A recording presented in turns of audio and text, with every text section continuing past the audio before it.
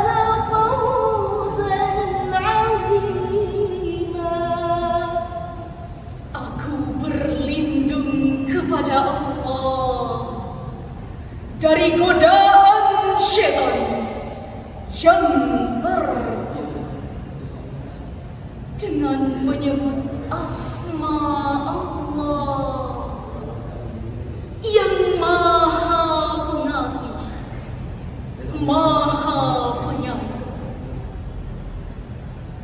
Wahai orang-orang yang beriman, bertakwalah kamu kepada Allah dan ucapkanlah perkataan yang benar. Niscaya Allah akan memperbaiki amal-amal dan mengampuni dosa-dosa. Siapa yang menaati Allah dan Rasul, sungguh dia menang dengan kemenangan yang besar. Hadirin rahimakumullah, dalam ayat tersebut Allah menyandingkan perintah wattaqullah dan qulu qawlan sadida. Ini bermakna bahwa orang yang bertakwa kepada Allah haruslah menjaga lisannya dengan perkataan yang benar. Syekh Al-Qurtubi dalam kitab tafsirnya Al-Jami'u li Ahkamil Quran juz 14 halaman 253 menyatakan qulu qawlan sadida, ay qasdan wa haqqan, ucapkanlah perkataan dengan sengaja dan benar. Adapun perkataan yang benar adalah perkataan yang mengandung kebaikan. Hal ini juga ditegaskan oleh Syekh Fakhruddin Ar-Razi dalam kitab tafsirnya Mafatihul Ghaib juz 25 halaman 186. Ammal af'alu fal khair wa ammal aqwalu fal haqq. Perbuatan itu haruslah baik, sedangkan perkataan itu haruslah benar. Namun hadirin, apa yang terjadi di era media sosial saat ini? Etika berkomunikasi makin jauh dari kehidupan sehari-hari. Banyak yang sudah tak peduli hingga membahayakan diri sendiri. Bahkan muncullah perilaku update status berlebih, selfie dengan berbagai macam ekspresi tanpa proteksi privasi. Media sosial juga perlahan-lahan mulai berubah fungsi, bukan hanya sebagai tempat berkomunikasi, namun menjadi tempat meluapkan emosi. Cyberbullying, cyberhate, dan cyberhoax. Hoax tampil layaknya fakta, dikemas dengan sedemikian rupa hingga pembaca percaya dan terperdaya, lalu disebarluaskan ke jagat maya hingga menebarlah kebohongan, muncullah ketakutan, bahkan hancurlah kehormatan korban. Hadirin yang kami hormati, Kementerian Komunikasi dan Informatika Republik Indonesia dalam web resminya menyatakan mulai bulan Agustus 2018 hingga bulan Maret 2023 tercatat 11.357 isu hoax yang tersebar di jagat maya.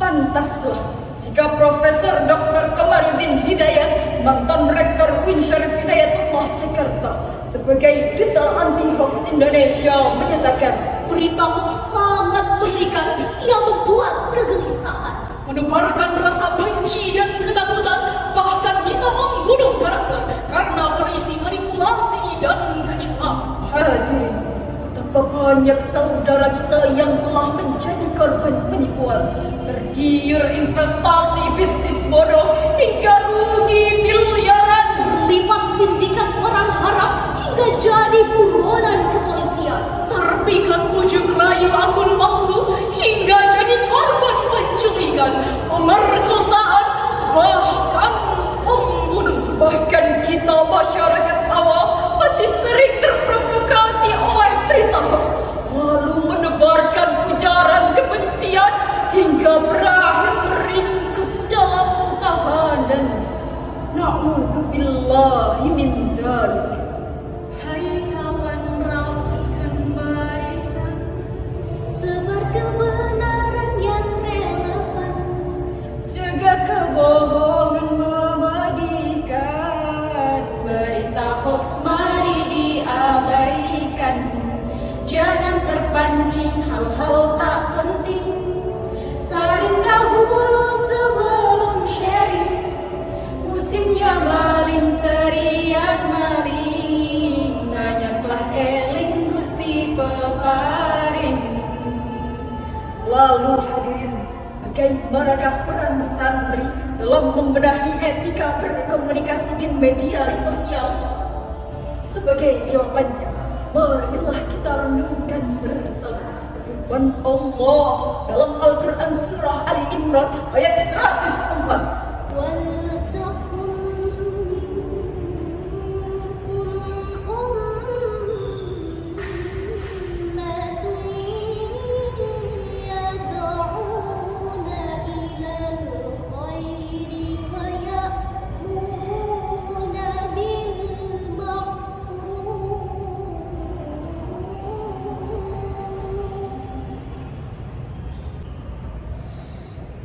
يدعون إلى الخير ويأمرون بالمعروف وينهون عن المنكر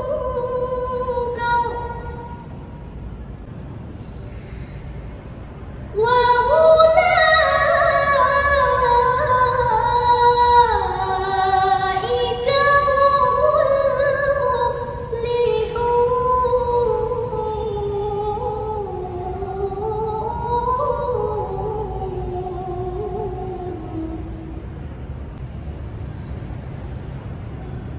وأولئك هم المفلحون